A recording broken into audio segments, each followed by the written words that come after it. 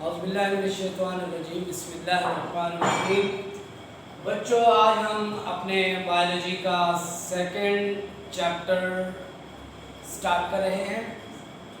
First year biology chapter number 2, उसका आज हमारा पहला लेक्चर है। इसको इंट्रोडक्टरी लेक्चर कह लें चैप्टर 2 का, या स्टार्टिंग कह लें, जो आप कह सकते हैं। बायोलॉजिकल मॉलिक्यूल्स चैप्टर का नाम है। सबसे पहले मैं आप लोगों को ये बताऊंगा कि बायोलॉजिकल मॉलिक्यूल्स किसे कहते हैं। बायोलॉजिकल मॉलिक्यूल्स ऐसे मॉलिक्यूल्स को कहते हैं जो लिविंग ऑर्गेनिजम्स में पाए जाते हैं, या ऐसे molecules that make living body. Biological molecules are those molecules that make living organisms, living body. यानी बायोलॉजिकल मॉलिक्यूल ऐसे जानदारों को कहते हैं, ऐसे मॉलिक्यूल्स को कहते हैं जो लिविंग बॉडी बनाते हैं या लिविंग बॉडी में पाए जाते हैं। मिसाल के तौर पर वाटर लिविंग बॉडी में पाया जाने वाला बायोलॉजिकल मॉलिक्यूल है। मिसाल के तौर पे carbohydrates,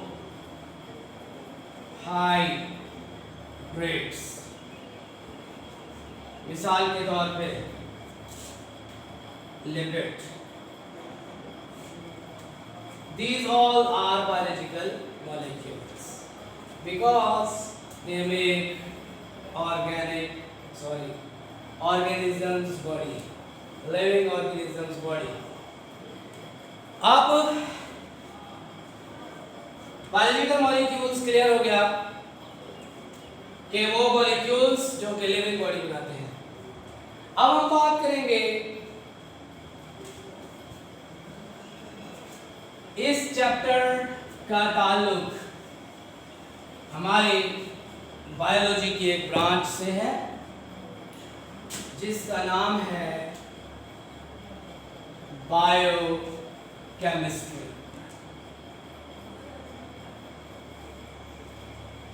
biochemistry is the branch of biology. ये केमिस्ट्री की भी ब्रांच है, बेसिकली बायोलॉजी की भी ब्रांच आ जाती है, यार है दोनों सब्जेक्ट। तो बायोलॉजी की एक ऐसी ब्रांच जिसमें हम ऐसे केमिकल्स,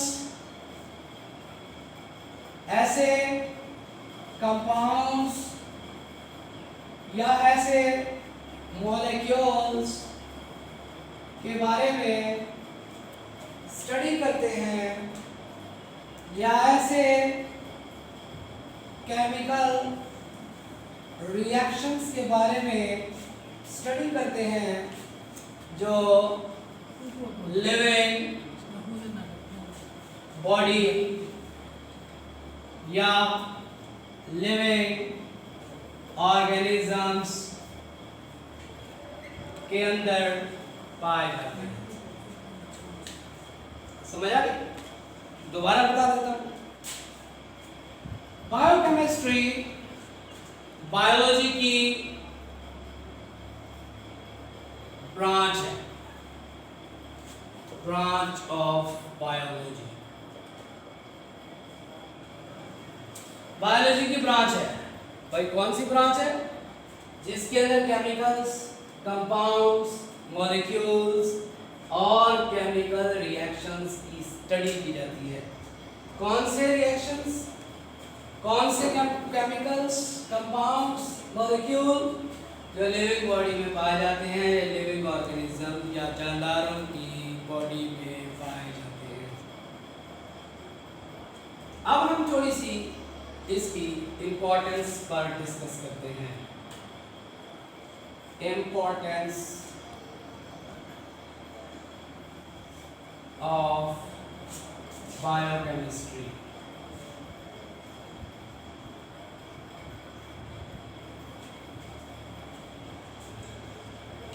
बायोकेमिस्ट्री की जो इम्पोर्टेंस है बहुत ज़्यादा है। क्यों? विदाउट अंडरस्टैंडिंग बायोकेमिस्ट्री, बगैर बायोकेमिस्ट्री के इल्म के हम जानदारों की फिजियोलॉजी स्टडी नहीं कर सकते, समझ नहीं सकते। हम जानदारों की एनाटॉमी नहीं समझ सकते। क्यों?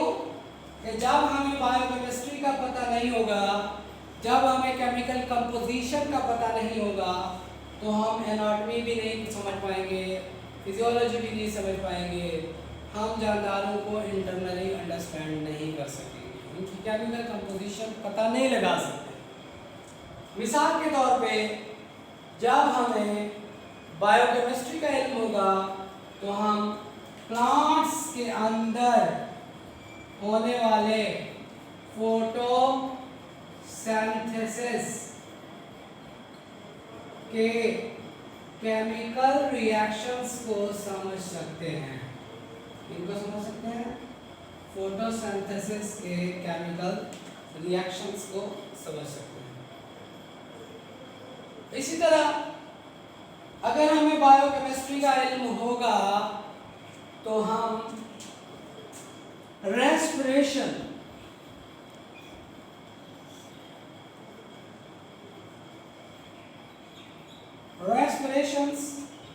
के रिएक्शंस को इजीली अंडरस्टैंड कर सकते हैं, रेस्पिरेशन को समझ सकते हैं, उसके केमिकल रिएक्शंस प्लांट्स के अंदर, एनिमल्स के अंदर स्टडी कर सकते हैं। तो बच्चों, बात सिंपली ये है कि without understanding biochemistry we cannot understanding the chemical composition of living body. We cannot understand the physiology of living body. We cannot understand the anatomy and many other things. So, biochemistry is a very important branch of biology to understand the living body and their composition and their anatomy. So, this is very important branch of biology. Next, coming on types of molecules. चूंकि हम biochemistry की बात करते हैं और biological molecules की बात करते हैं, तो biological molecules may be of two types.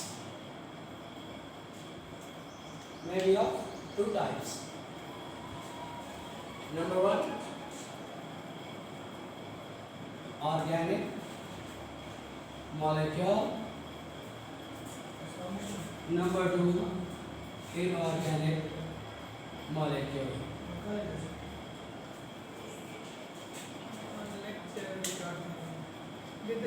Organic molecules ऐसे molecules होते हैं जिसमें हाइड्रोकार्बन्स पाए जाते हैं, यानी carbon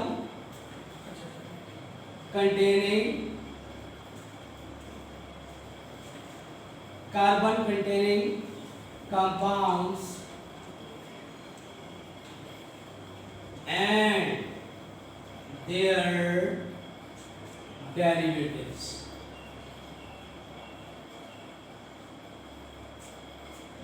Organic compounds, organic molecules, biological molecules की वो किस्म है जिसमें हाइड्रोकार्बन पाए जाते हैं या कार्बन कंटेनिंग कंपाउंड्स पाए जाते हैं या उनके डेरिवेटिव्स पाए जाते हैं।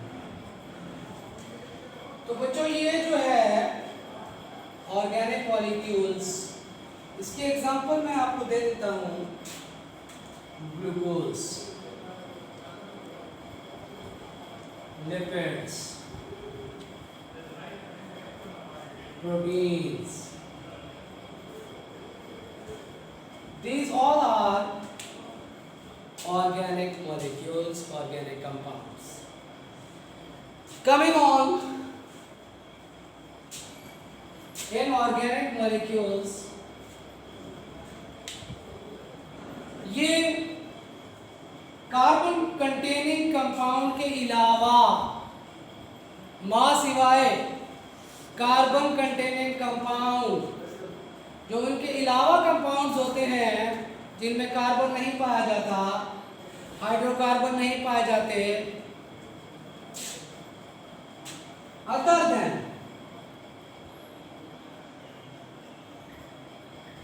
Carbon containing compounds, other than carbon containing compounds, तो ये उनके अंदर जो इनऑर्गेनिक कंपाउंड होते हैं जिसमें कार्बन के कंपाउंड्स नहीं पाए जाते। मिसाल के तौर पे वाटर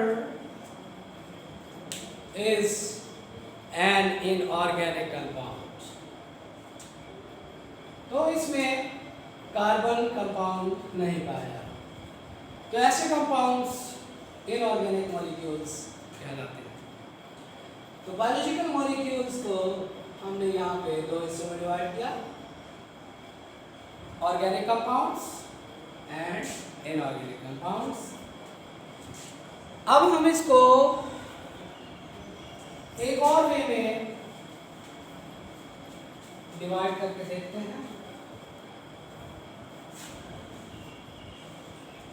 बायोलॉजिकल मॉलिक्यूल्स को हम यूं भी कैटेगराइज कर सकते हैं,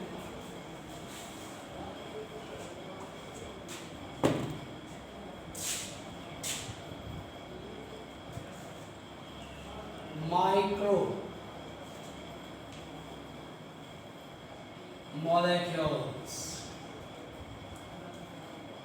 and macro molecules. This division is done on the basis of their molecular weight. First, coming on the micromolecules. Micromolecules ऐसे मॉलिक्यूल्स को कहते हैं जिनका मॉलिक्यूलर वेट बहुत कम होता है। दोबारा सुनिए, those molecules which have low molecular weight, which have low molecular weight. Now question is that why they have low molecular weight? इनका molecular weight कम क्यों होता है? क्योंकि इनमें एटम्स बहुत कम होते हैं। They have very few atoms. जब इनमें एटम्स की तादाद कम होगी, 5, 10, 2, 4, 15 ये एटम्स की तादाद होती है, तो इनके अंदर एटम्स की तादाद कम होने की वजह से इनका मॉलिक्यूलर वेट कम होता है। मिसाल के तौर पे ग्लूकोज C6H12O6 फैटी एसिड,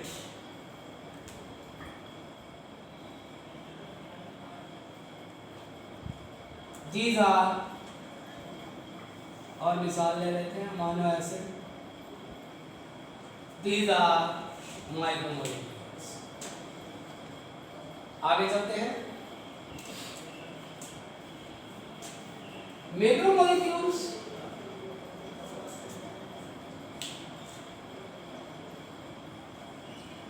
ऐसे मॉलिक्यूल्स को कहते हैं which have high molecular weight, which have high molecular weight. Why they have high molecular weight? Because number of atoms, they have hundreds, thousands, even up to 50,000 atoms. One molecule can contain 50,000 atoms. So much bigger molecules, like for example carbohydrates, proteins, lipids,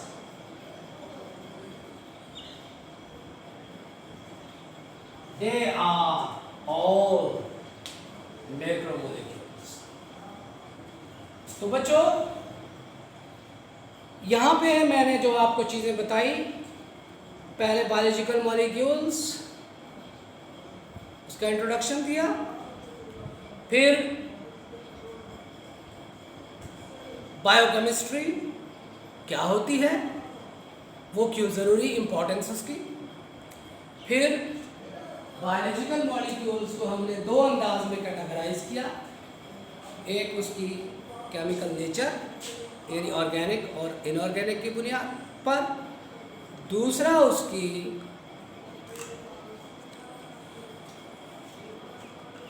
molecular weight की बुनियाद पे, macro and micro molecules.